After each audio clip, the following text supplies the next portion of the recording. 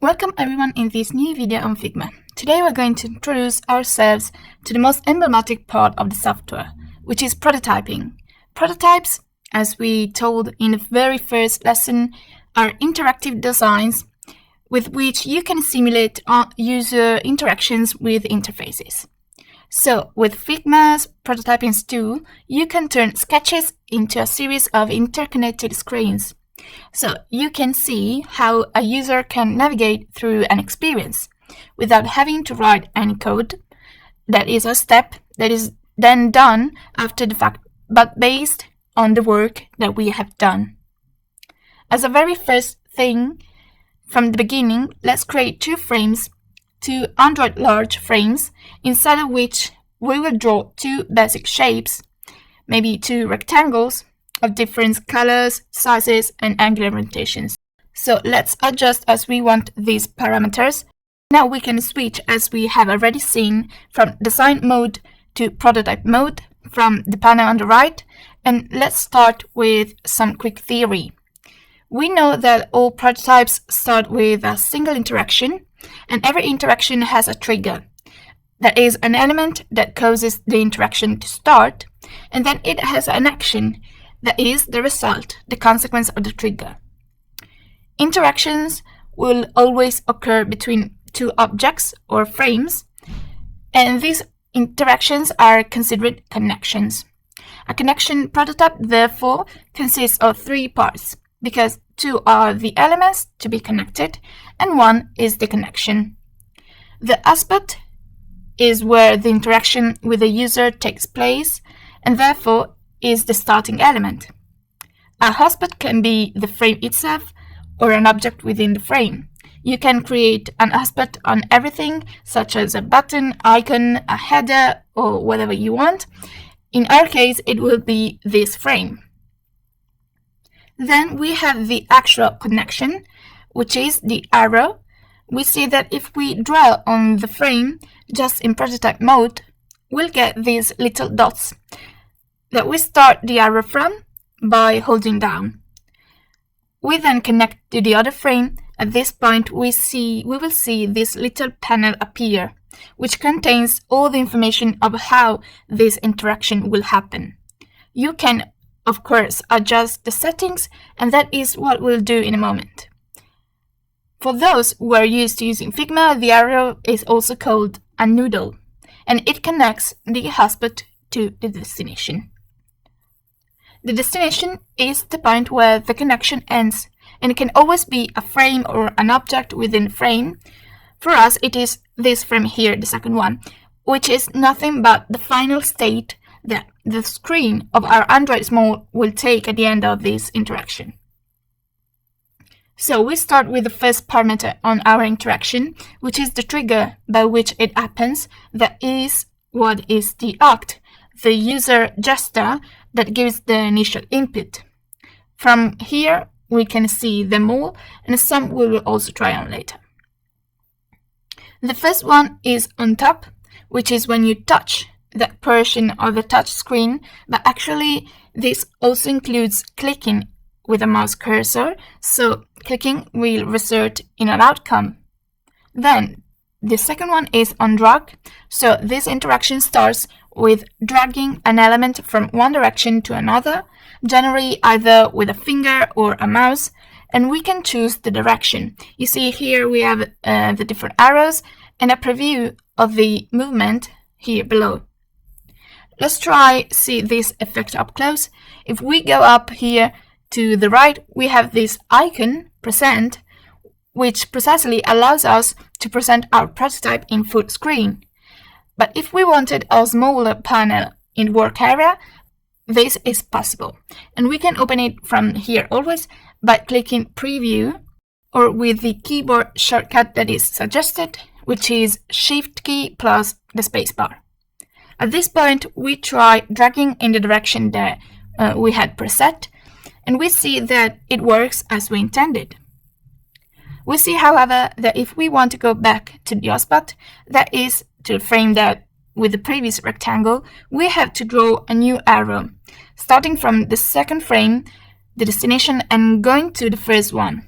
again using the on-drag mode. But this time we choose the reverse direction, and we see that we can now interchange between the two screens by going back and forth.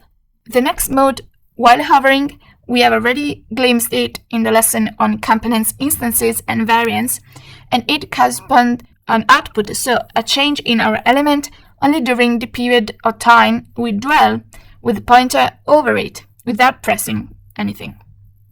The moment we move to any other part of the screen, the element will automatically return to its initial state. While pressing, on the other hand, has the same principle as while holding, but as the name suggests, it works only during the period time you hold it down, so not only by hovering on it. Let's turn then to keyboard gamepad option. This mode is very useful if, for example, we are designing our prototypes to be used by other types of consoles or device as well, such as Bluetooth game controllers from PlayStation or Switch, or from companies like Amazon and Netflix, which use it to simulate interactions with a remote control if, for example, you do not have smart TV, but you do have PlayStation connected to your TV. However, we can also simply establish a letter on the keyboard as a shortcut, the shortcut that gives the input. So, for example, we write here that we want the change between the two frames to happen with the letter O. Or we can also do Shift plus O by simply holding down Shift as we do it.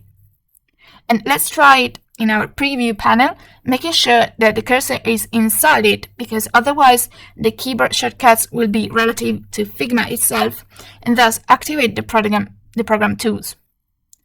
At this point, we see how the chosen command gives the input to change between the two frames. The next options are a bit more unique and often go in pairs. The first will go from the hotspot to the destination, and the second from the destination to the hotspot. Mouse in means that destination frame is shown when the mouse enters the area, the first frame of the hotspot. In this way, of course, it can be a smaller area, such as button or an entire section of the screen. For example, mouse input can be used to expose the option of a drop-down menu when the mouse enters its field, and it will remain open until the user performs another action, such as selecting an item or clicking to exit the field. Once the mouse enter is set, a mouse leave trigger can be set to reverse the action when leaving the hotspot. Mouse leave, however, can also be used on its own for notifications that appear on the screen, such as warning when you have not completed a field or checked a box or entered a password that is not complete with all the required parameters. The next pair consists of mouse down and mouse up. Mouse down activates the target box on the first press of the mouse or touchpad. For mobile devices, of course, this occurs when the user's finger first touches the hotspot. Mouse up, on the other hand, activates the target box when the mouse or touchpad or finger is released. Finally, the last trigger is after delay, which is after a fraction of time that we can choose that allows us to trigger an action after spending a certain amount of time on a given frame. So the trigger is simply time. We will not have to do anything. The time precisely, we can set it from here back in milliseconds. So 1000 milliseconds corresponds to 1 second, which is quite a long time actually in this type of interaction. We can go from 800 milliseconds to the much faster 300 milliseconds. Now that we have seen all the possible types of interaction, we can move on to another parameter to be determined, which is instead the type of transition. That is, how the transition from the hotspot to the destination occurs visually. Let's first try to complicate things a little bit and add a third frame. Let's change the colors of the different frames. For example, here we assign these red, then to the second a light blue, and then to the third a light green, like that. And then we create a 4-point star for the first frame, a 6-point one a little bit bigger for the second, and then a 14-pointed one, for example, but much smaller for the third. We give them all different colors the one we prefer and that seems to fit well with the background. So let's also adjust the positions. I'll put one star here in this corner, the second one here maybe in the middle, and the third one here in the other corner. Now we can move on to see how to switch between frames. So let's go back to the prototyping area and link the first one to the second one to the third one, and the third one to the first one. For convenience, we will see all the transition option applied to the interaction after delay, so following a simple time interval. But of course, you can do as many combinations as you want, except for a few that we'll see now. The first entry is instant, which means instantaneous, and so we see that the transition of frames will happen sharply and quickly, like a cut. All interactions can be instantaneous, except for the logical one of drag, which if we go to select, we see that it has disabled precisely instant and also dissolve. Let's now reselect after delay and go to the solve transition, which as well we see from the preview gives this effect of dissolving precisely, as if the shape slowly fades away to make room for the other shape that also appears gradually, becoming sharper and sharper until it too disappears, and so on. Let's look at something that is not obvious and is extremely useful. If we switch to design mode and move an element, the preview updates in real time, whatever we do, so we can see what we are doing and what effects these changes have. Let's try rotating these stars, all of them by a few degrees of difference, and we see that this had no effect in the solve mode. But if we do go to the smart animation transition instead, we see that something changed. You see that the stars rotate to reach the position of their next state, and that in general the transition is more complex. This is because smart animation corresponds to tweening, that is short for the term in-betweening, which is the process by which during the making of an animation, a series of frames called in-betweenings or tweens are created between a starting frame and an ending frame that are called keyframes. To bring the illusion of animation to life, then the software will create for us several intermediate frames to those we have established. In this case, these three, in which we can vary for element position, color, shape, so as if around these tips or even the angle between the tips, these change live. Also the opacity, the effects, and other parameters within the single frame or single layer.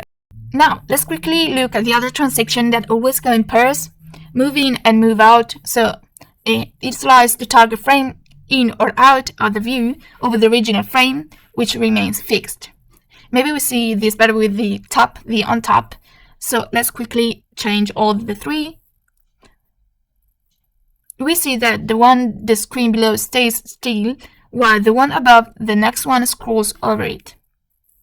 Push in and push out pushes the original frame out while the target frame is displayed. So like before here, both frames move. That is, the one pushes the other. This is the perfect transition to replicate a sliding gesture, we might say. The last two are slide in and slide out. So the slide moves the target frame in or out of view. The frame that slides in fades out while also becoming darker, while the other frame moves next to it.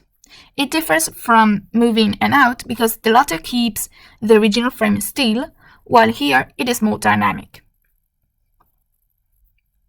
Before we conclude, let's look at the other types of setting in this prototyping mode. This preview, we've seen we can move it by taking it from here, and we can also scale it if we need to see it bigger or smaller, which we can then reset to the original size by clicking on these three dots, and we find the resize to actual size, so 100%. Instead, with this other item follow active frame, we see that Figma will follow, like the zoom of a camera, the animations.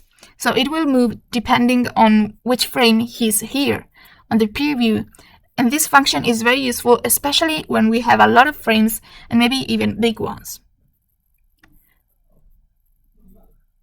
Show device frame, on the other hand, allows us to see our frames just inside the screen of the device we have chosen.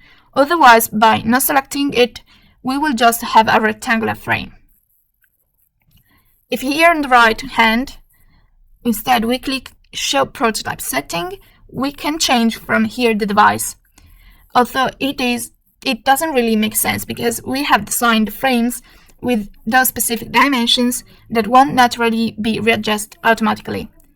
And the same is true if we rotate the screen horizontally. You see there is space here that we scroll the design and the frame is not taken.